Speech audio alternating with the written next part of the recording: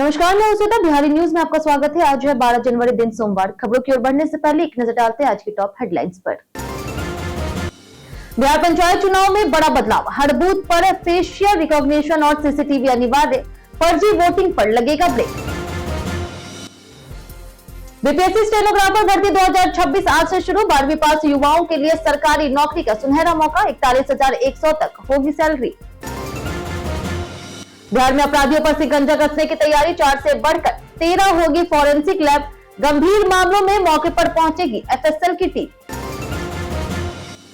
अब गड्ढे बताएंगे तो मिलेगा इनाम, बिहार सरकार लाई सड़क पर गड्ढा बताओ 5000 पाव योजना, 72 घंटे में होगी मरम्मत। किसानों की पहचान होगी डिजिटल, एग्रीस्टेक मिशन से बिहार में बदलेगा खेती का पूरा सिस्टम। ई-केवाईसी और दाखिल खारिज से फार्मर्स रजिस्ट्रेशन होगा तेज। बिहार ने मछली उत्पादन में रचा इतिहास, देश में चौथा स्थान किया हासिल। 2024-25 में राज्य में 9.59 लाख टन मछली का हुआ उत्पादन। यूपीएससी में बड़ा बदलाव, आईएएस, आईपीएस, एनडीए, सीडीएस सभी परीक्षाओं में अब फेस ऑथेंटिकेशन होगा अनिवार्य, फर्जीवाड़े पर लगेगी लगाम। चलिए नजर डालते हैं आज की 25 बड़ी खबरों की ओर। भारतीय नौसेना के एसएससी के 260 पदों पर 24 जनवरी से करे आवेदन। भारतीय नौसेना ने शॉर्ट सर्विस कमीशन यानी कि एसएससी के तहत 260 अफसरों की भर्ती के लिए नोटिफिकेशन जारी की है। आवेदन प्रक्रिया 24 जनवरी 2026 से शुरू होकर के 24 फरवरी 2026 तक चलेगी। भर्ती के लिए BCom, BSc, BTech, BE, MA, MSc, MBA, PG, DM और एमसीए डिग्रीधारी उम्मीदवार आवेदन कर सकते हैं। सबमरीन, टेक, इंजीनियरिंग और इलेक्ट्रिकल ब्रांच में केवल पुरुष आवेदन कर सकते हैं। अन्य ब्रांच में दोनों लिंग के उम्मीदवार पात्र हैं। चयन merit list, SSB interview, document verification और मेडिकल परीक्षा के आधार पर होगा। प्रारंभिक वेतन 1,25,000 रुपए प्रति माह के साथ भत्ते भी मिलेंगे। आवेदन ऑफिशियल वेबसाइट joinindiannavy.gov.in पर किया जाएगा। बिहार पंचायत चुनाव में बूथों पर फेशियल रिकॉग्निशन होंगे अनिवार्य।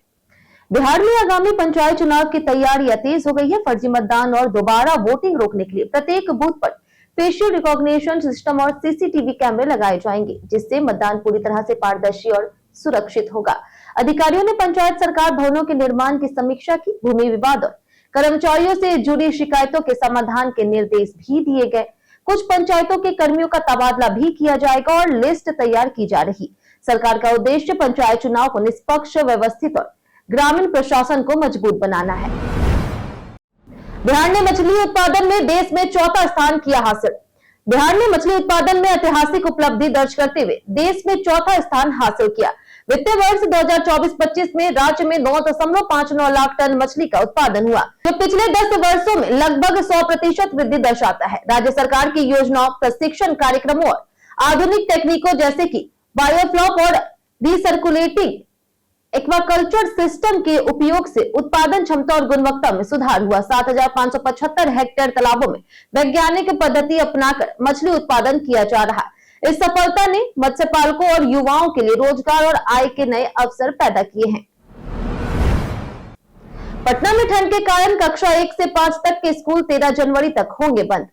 पटना जिला प्रशासन ने ठंड और मौसम की स्थिति को देखते हुए कक्षा 1 से 5 तक के सभी स्कूल को 13 जनवरी तक बंद करने का फैसला लिया है।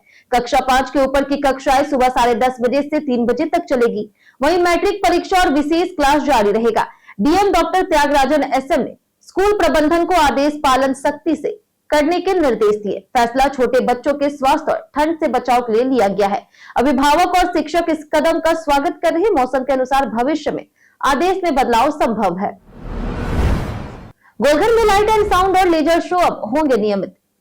मुख्यमंत्री नीतीश कुमार ने गोलघर परिसर का भ्रमण कर इसकी वर्तमान स्थिति का जायजा लिया और बड़े सुधार के निर्देश दिए। उन्होंने परिसर के सौंदर्यीकरण, रखरखाव और संरचना के संरक्षण पर जोर दिया, ताकि ये मनोरम दिखे और पर्यटकों को आकर्षित करे। वर्ष 2013 में शुरू हुए लाइट एंड साउंड और लेजर शो का नियमित संचालन सुनिश्चित करने के साथ डिस्प्ले बोर्ड लगाकर गोलघर की ऐतिहासिक जानकारी प्रदर्शित करने के निर्देश दिए गए। गोलघर की ऊंचाई 29 मीटर है। इसमें 145 सीढ़ियां घड़ी की दिशा में ऊपर जाती है। पटना का यह प्रमुख पर्यटन स्थल और अधिक विकसित होगा। बिहार सरकार शुरू करेगी सड़क पर गड्ढा बताओ 500 रुपए पाव योजना। राज्य सरकार बिहार में सड़कों के रखरखाव के लिए नई रोड मेंटेनेंस पॉलिसी ला रही है, जो 15 फरवरी के बाद लागू होगी। इसके तहत सड़क पर गड्ढा बताओ 5,000 रुपए पाओ योजना शुरू की जाएगी। राज्य भर में रोड एम्बुलेंस तैनात होगी और शिकायत मिलने के 72 घंटे में गड्ढा ठीक किया जाएगा। मंत्री दिलीप जायसवाल ने बताया कि इससे ठेकेदारों और इंजीनियरों की जवाबदेही तय होगी, लापरवाही पर सख्त कार्रवाई होगी। सरकार 5 नए एक्सप्रेसवे बनाने और मजदूरों के रोजगार पर भी काम कर रही है। बिहार में बनेगी 13 फॉरेंसिक लैब। बिहार पुलिस अपराध जांच को वैज्ञानिक और मजबूत बनाने के लिए फॉरेंसिक इंफ्रास्ट्रक्चर को तेजी से विस्तार दे रही। राज्य में मौजूदा 4 विधि विज्ञान प्रयोगशालाओं को बढ़ा करके 13 किया जाएगा, जिससे गंभीर अपराधों की जांच में तेजी आएगी। नए कानून के तहत 7 साल से अधिक सजा वाले मामलों में एफएसएल टीम की मौके पर मौजूदगी अनिवार्य होगी। भवन, स्टाफ और उपकरणों की व्यवस्था पूरी हो चुकी है। नेशनल फॉरेंसिक साइंस लैब और 2 साइबर फॉरेंसिक लैब भी स्थापित होंगी। पूर्णिया रीजनल एफएसएल 1 फरवरी से शुरू होगी, जिससे अपराधियों पर शिकंजा और मजबूत होगा। यूपीएससी की सभी परीक्षाओं में अब फेस ऑथेंटिकेशन होगा अनिवार्य। संघ लोक सेवा आयोग यानी कि यूपीएससी ने परीक्षाओं की शुचिता और सुरक्षा बढ़ाने के लिए फेस ऑथेंटिकेशन लागू किया है। 10 जनवरी 2026 से यह सभी प्रमुख भर्ती परीक्षाओं जैसे कि आईएएस, आईपीएस, आईएफएस, एनडीए और सीडीएस पर लागू होगा। अब अभ्यर्थियों को परीक्षा केंद्र पर लाइव फोटो कैप्चर करना होगा, जो एआई सिस्टम द्वारा उनके आवेदन में अपलोड फोटो से तुरंत मिलान की जाएगी। यह प्रक्रिया 8 से 10 सेकंड में पूरी होगी। छात्रों को नई साफ फोटो अपलोड करनी होगी, समय से पहले पहुंचना होगा और एडमिट कार्ड और वैध फोटो आईडी साथ ले जाना अनिवार्य होगा। खेलो इंडिया बीच गेम्स 2026 में बिहार पुरुष टीम बनी ओवरऑल चैंपियन। खेलो इंडिया बीच गेम्स 2026 में बिहार की टीम का शानदार प्रदर्शन रहा। पुरुष सेपक टाकरा टीम ने क्वाड इवेंट में स्वर्ण और टीम इवेंट में रजत जीत करके ओवरऑल चैंपियन का खिताब अपने नाम किया, जबकि महिला टीम इवेंट में रजत के साथ तीसरे स्थान पर रही। पिंचक सिलाट में बिहार की महिला टीम कुमारी रिया, गीता कुमारी मिताली ने ब्रॉन्ज मेडल जीता। इसके अलावा नेशनल स्कूल गेम्स कबड्डी में बिहार पहली बार उप विजेता बना। सेमीफाइनल में तेलंगाना को हरा करके फाइनल में पहुंचा, लेकिन छत्तीसगढ़ से हारकर दूसरा स्थान हासिल किया। बीपीएससी स्टेनोग्राफर भर्ती के लिए आज से आवेदन शुरू। बिहार लोक सेवा आयोग ने स्टेनोग्राफर के 15 पदों के लिए आवेदन आमंत्रित किए। आवेदन प्रक्रिया आज से 2 फरवरी 2026 तक bpsconline.bihar.gov.in पर होगी। किसी भी स्ट्रीम में 12वीं पास उम्मीदवार इसके लिए पात्र है। आवश्यक है कि उम्मीदवार के पास हिंदी और अंग्रेजी में स्टेनो और कंप्यूटर टाइपिंग का डिप्लोमा सर्टिफिकेट हो। आयु सीमा सामान्य उम्मीदवार 18 से 37 वर्ष, महिलाओं के लिए अधिकतम 40 वर्ष है। वहीं फीस सभी के लिए 100 रुपए है। सैलरी पे लेवल 4 के तहत 25,500 से लेकर के 81,100 रुपए प्रति माह मिलेगी। चयन प्रक्रिया लिखित परीक्षा और स्टेनो टाइपिंग स्किल से होगा। आवेदन के लिए ऑफिशियल वेबसाइट पर नोटिफिकेशन देकर रजिस्ट्रेशन करें, डॉक्यूमेंट अपलोड कर फीस जमा करें और फॉर्म की कॉपी सेव करें। बिहार के 6 जिलों में नई भूकंपीय वेधशाला की जाएगी स्थापित। देश में भूकंप की निगरानी क्षमता बढ़ाने के लिए 100 नई भूकंपीय वेधशालाओं की स्थापना की जाएगी, जिनमें से 6 बिहार में बनेगी। यह वेधशालाएं पटना, पूर्णिया, दरभंगा, मुजफ्फरपुर, रोहतास और औरंगाबाद में स्थापित होगी, जो कम तीव्रता वाले भूकंप का भी पता लगाएगी और आपदा प्रबंधन विभागों को तुरंत सूचना उपलब्ध कराएगी। हर वेधशाला में सुरक्षित परिसर, सिस्मिक पियर, सेंसर और सौर पैनल की व्यवस्था होगी। बिहार का लगभग 80% क्षेत्र सिस्मिक जोन 4 और 5 में आता है, जबकि किशनगंज, सहरसा, सुपौल, मधेपुरा, अररिया, सीतामढ़ी, दरभंगा, मधुबनी, भागलपुर, बांका, जमुई, मुंगेर, कटिहार और पूर्णिया जिले उच्चतम भूकंप जोखिम वाले हैं। आरा बना बिहार का सबसे प्रदूषित जिला, एक्यूआई पहुंचा 312। बिहार में वायु प्रदूषण गंभीर रूप ले चुका है, खासकर भोजपुर के आरा में, जहां रविवार को एयर क्वालिटी इंडेक्स यानी कि एक्यूआई 312 पहुंच गया, जो बेहद खराब श्रेणी में आता है। पिछले एक सप्ताह में आरा की हवा लगातार बिगड़ती जा रही।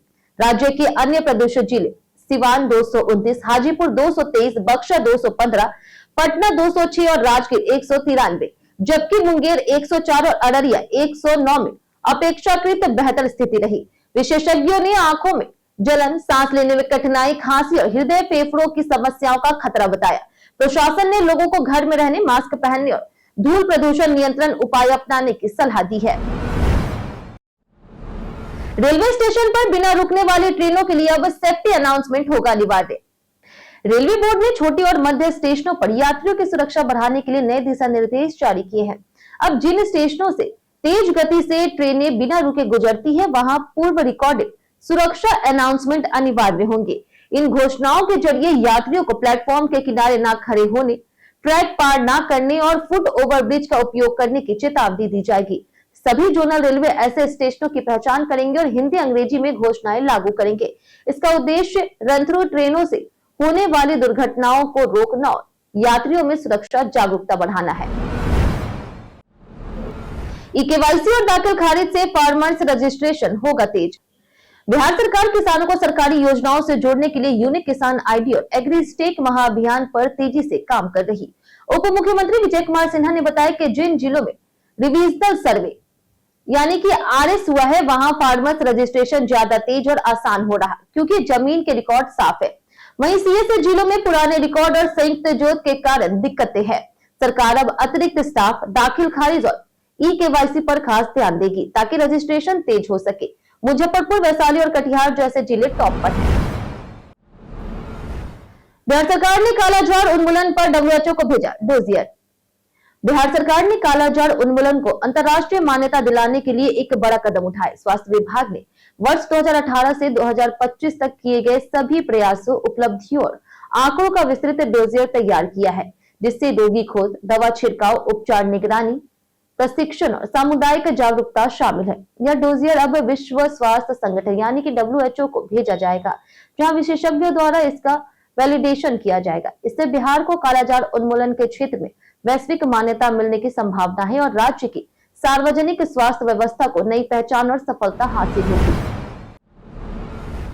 बिहार में छात्रों के अपार आईडी निर्माण की प्रक्रिया धीमी। बिहार में छात्रों के अपार आईडी निर्माण की धीमी प्रगति चिंता का विषय बन गई है। वर्ष 2025 तक केवल 58.50% छात्रों की आईडी बन सकी है, जबकि करीब 85 लाख बच्चों की आईडी अभी बाकी है। 30 दिसंबर 2025 से 5 जनवरी के बीच पूरे राज्य में केवल 11,410 आईडी तैयार हो सकी और कई जिलों में स्थिति बेहद खराब रही। अपार आईडी का उद्देश्य छात्रों के शैक्षणिक डेटा को सुरक्षित और एकीकृत रखना है। सीबीएसई द्वारा इसे अनिवार्य किए जाने से राज्य में इस प्रक्रिया को तेजी से पूरा करना बड़ी चुनौती बन गई है। नए फोन स्लो होने के हो सकते हैं ये कारण। नया स्मार्टफोन लेने के बाद अक्सर परफॉर्मेंस स्लो होने लगती है, जिसका कारण फोन की क्वालिटी नहीं बल्कि कुछ अनदेखी सेटिंग्स होती है। बैकग्राउंड ऐप और ऑटो सिंक लगातार रैम और प्रोसेसर का इस्तेमाल करते हैं, जिससे फोन हैंग और स्लो हो जाते हैं। नोटिफिकेशन और एनिमेशन भी फोन की स्पीड प्रभावित करती है। बैटरी ऑप्टिमाइजेशन ना होने से सिस्टम बार बार कंट्रोल मोड में चला जाता है और परफॉर्मेंस गिरती है। साथ ही भरी हुई स्टोरेज सिस्टम को जगह नहीं देती। यही सेटिंग्स, बैकग्राउंड और मैनेजमेंट स्टोरेज नियंत्रण से फोन तेजी और स्मूथ चलता है। बिहार में 11 सालों में रेल नेटवर्क में 303 किलोमीटर की हुई बढ़ोतरी। बिहार में पिछले 11 सालों में रेल नेटवर्क में लगातार सुधार हुआ। मार्च 2024 तक राज्य का कुल रेल नेटवर्क 3,959 किलोमीटर तक पहुंच गया, जो 2013 में 3,656 किलोमीटर था, यानी 11 साल में 303 किलोमीटर की बढ़ोतरी। विस्तार लगातार और संतुलित रहा, जिसमें 2014 से 2024 तक साल दर साल वृद्धि दर्ज की गई। देश के कुल नेटवर्क में बिहार का योगदान लगभग 5.7% है। विशेषज्ञों के अनुसार भविष्य में नई लाइनों, दोहरीकरण, विद्युतीकरण और गति क्षमता बढ़ाना जरूरी है। रेल विस्तार से यातायात, माल ढुलाई, रोजगार और बाजार तक पहुंच में भी सुधार हुआ, जिससे राज्य की आर्थिक मजबूती भी बढ़ी। जाने कैसा रहेगा बिहार के मौसम का मिजाज। बिहार में अगले 5 दिनों तक बर्फीली हवाओं और कड़ाके की ठंड का असर बना रहेगा।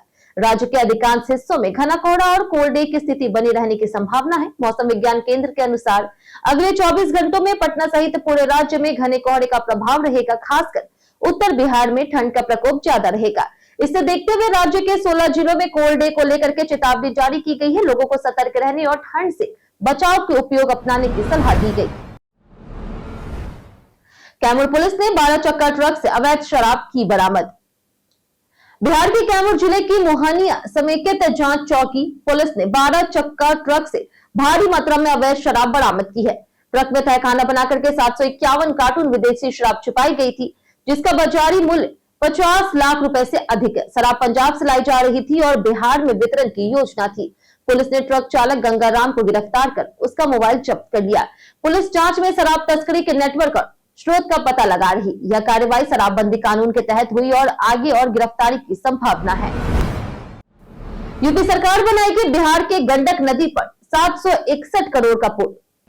बिहार और उत्तर प्रदेश के बीच कनेक्टिविटी को मजबूती देने के लिए गंडक नदी पर 761 करोड़ रुपए की लागत से पुल का निर्माण किया जाएगा। इस पुल का निर्माण उत्तर प्रदेश सरकार की ओर से कराया जाएगा।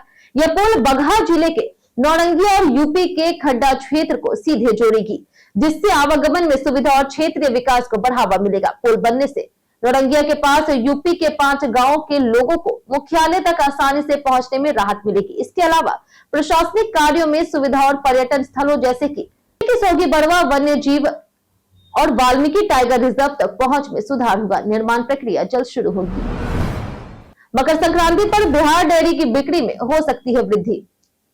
मकर संक्रांति के अवसर पर बिहार का डेयरी उद्योग दूध, दही, तिलकुट और पनीर की बढ़ती मांग के लिए पूरी तरह से तैयार है। पटना डेयरी प्रोजेक्ट पटना, वैशाली और सारण जिलों में आपूर्ति कर रहा और इस साल बिक्री में लगभग 20% की वृद्धि का अनुमान है। पिछले साल 8.5 लाख किलो दही और 33.5 लाख किलो दूध बिका था, जबकि इस साल दही 11 लाख किलो और दूध 35 से 36 लाख किलो तक पहुंचने की उम्मीद है। तिलकुट और पनीर की बिक्री भी बढ़ने की संभावना है। त्योहार का कुल कारोबार लगभग 40 करोड़ रुपए तक पहुंच सकता है। तेजस्वी यादव ने चुनाव में धांधली और छल कपट का लगाया आरोप। नेता प्रतिपक्ष तेजस्वी प्रसाद यादव लगभग 1.5 महीने की विदेश यात्रा के बाद रविवार को पटना लौटे। एयरपोर्ट पर पत्रकारों से बातचीत में उन्होंने सरकार को 100 दिन का समय देते हुए महिलाओं के खातों में 2 लाख रुपए, रोजगार अपराध में कमी और घोषणा पत्र में किए गए वादों को पूरा करने की मांग दोहराई। तेजस्वी ने बिहार विधानसभा चुनाव में धांधली और छल कपट का आरोप लगाया, लेकिन 100 दिन तक सकारात्मक राजनीति के तहत सरकार के फैसलों पर टिप्पणी न करने का ऐलान किया। विदेश यात्रा के बाद वे दिल्ली और उत्तराखंड भी गए थे। राजद चीफ लालू प्रसाद यादव और बेटी मीसा भारती भी पटना लौटी। बड़ौदा में भारत की शानदार जीत। भारत और न्यूजीलैंड के बीच वनडे सीरीज का पहला मुकाबला बड़ौदा क्रिकेट स्टेडियम में खेला गया। कीवी टीम की ओर से डेरिल मिचेल, हेनरी और डेवॉन कॉनवे ने शानदार अर्धशतकीय पारियां खेली और न्यूजीलैंड ने पहले बल्लेबाजी करते हुए 300 रनों का मजबूत स्कोर खड़ा किया। वहीं जवाब में भारतीय टीम ने बेहतरीन बल्लेबाजी का प्रदर्शन किया। स्टार बल्लेबाज विराट कोहली ने 93 रनों की शानदार पारी खेली, जबकि कप्तान शुभमन गिल ने 56 रन बनाए। श्रेयस अय्यर ने 49 रनों की अहम पारी खेलकर टीम को जीत की दहलीज तक पहुंचाया। इन दमदार पारियों की बदौलत भारत ने 49 ओवर में 6 विकेट खोकर लक्ष्य हासिल कर लिया और मुकाबला अपने नाम कर लिया। कई कारणों से दर्ज है भारत के इतिहास में आज की तारीख। 1863 में स्वामी विवेकानंद का जन्म हुआ, जिन्होंने भारतीय दर्शन और युवाओं में आत्मविश्वास की चेतना जगाई। 1869 में स्वतंत्रता सेनानी और शिक्षाविद भगवान दास का जन्म हुआ। प्रसिद्ध गणितज्ञ बद्रीनाथ प्रसाद और उर्दू के महान कवि अहमद फराज भी इसी दिन जन्मे। वहीं अभिनेता अरुण गोविल और पैरा बैडमिंटन खिलाड़ी मनोज सरकार का भी जन्म हुआ। वहीं इसी दिन शास्त्रीय गायक कुमार गंधर्व। आपको बता दें कि स्वामी विवेकानंद के जन्म दिवस पर भारत में राष्ट्रीय युवा दिवस भी मनाया जाता है। हम प्रतिदिन आपसे 5 ऐसे जरूरी सवाल उसके जवाब बताएंगे जो कि बीपीएससी, बिहार पुलिस दरोगा समेत एसएससी जैसे अन्य प्रतियोगी परीक्षाओं में काम आएंगे। सवाल इतिहास, बिहार स्पेशल, विज्ञान, करंट अफेयर्स और भूगोल से रहेंगे। पूछे गए 5 सवाल में आपने कितना सही जवाब दिया, ये हमें कमेंट करके जरूर बताएं। तो हमारा पहला सवाल है, 2011 की जनगणना के अनुसार बिहार की जनसंख्या का लगभग कितना प्रतिशत 25 वर्ष से कम आयु का है? ऑप्शन ए है 25%, ऑप्शन बी है 40%, ऑप्शन सी है 60%, ऑप्शन डी 35%। इसका सही जवाब है ऑप्शन सी 60%। हमारा दूसरा सवाल है कि किस राज ने वज्जी, संग और अंगा पर विजय प्राप्त की थी? Option A Magadha, option B है गुप्त, ऑप्शन सी है चोल, ऑप्शन डी मौर्य। इसका सही जवाब है ऑप्शन ए मगध। हमारा तीसरा सवाल है किस वर्ष बिहार और उड़ीसा बंगाल से अलग हुए? ऑप्शन ए है 1936, ऑप्शन बी है 1938, ऑप्शन सी है 1930 या फिर ऑप्शन डी 1912। इसका सही जवाब है ऑप्शन डी 1912। हमारा चौथा सवाल कि पंचायत राज में जिला स्तर पर शासन प्रणाली को आमतौर पर किस नाम से जाना जाता है? ऑप्शन ए है ग्राम पंचायत, ऑप्शन बी है पंचायत समिति, ऑप्शन सी है न्याय पंचायत या फिर ऑप्शन डी जिला परिषद। इसका सही जवाब है ऑप्शन डी जिला परिषद। हमारा आखिरी सवाल है कि बिहार के किस जिले में सबसे अधिक चीनी मिलें हैं? ऑप्शन ए है सिवान, ऑप्शन बी है पूर्वी चंपारण, ऑप्शन सी है पश्चिमी चंपारण या फिर ऑप्शन डी गया जी। इसका सही जवाब है ऑप्शन सी पश्चिमी चंपारण। बीते दिन हमारे द्वारा पूछे गए सवाल का जवाब आप लोगों में से बहुत लोगों ने हमारे कमेंट बॉक्स सेक्शन में लिख कर दिया है। जिन्होंने हमारे द्वारा पूछे गए सवाल का जवाब दिया उनके नाम है हरेंद्र सिंह, राजकिशोर महतो, चंपा देवी, रविकांत कुमार, राजेश मांझी, विजेंद्र सिंह, सागर कुमार, अमित कुमार, ब्रजमोहन राय, बन्ना कुमारी, अतीक खान, विकास तिवारी, ज्योति मिश्रा, कन्हैया कुमार, मुरली पासवान, मंटू सोनी, रणधीर कुमार, विकास पासवान, लव कुमार, पप्पू चौधरी, प्रदीप पंडित, संजीव कुमार, पंकज राय, सोनाली कुमारी, नीरज कुमार, विनोद शाह, इंद्रजीत कुमार, दया आनंद सरस्वती, रितु कुमारी, रंजन कुमार, राजकुमार यादव, सुनील कुमार, रजनीश कुमार, रंजू देवी, नौशाद रजा, शीतल सहनी, अजय भारती और अब्दुल मनान। इसी के साथ बढ़ते हैं आज के सवाल की ओर। और आज का सवाल है, अगर आप अपने इलाके के विकास के लिए सिर्फ एक चीज बदल सकते तो वो क्या होती? आप अपना जवाब हमें हमारे कमेंट सेक्शन में लिखकर जरूर बताएं। आज के लिए इतना ही। बिहार की तमाम खबरों के साथ बने रहने के लिए देखते रहे बिहारी न्यूज। और साथ ही अगर आप यूट्यूब चैनल पर देख रहे हैं तो चैनल को सब्सक्राइब कर दे और अगर फेसबुक पेज पर देख रहे हैं तो लाइक और फॉलो जरूर करें।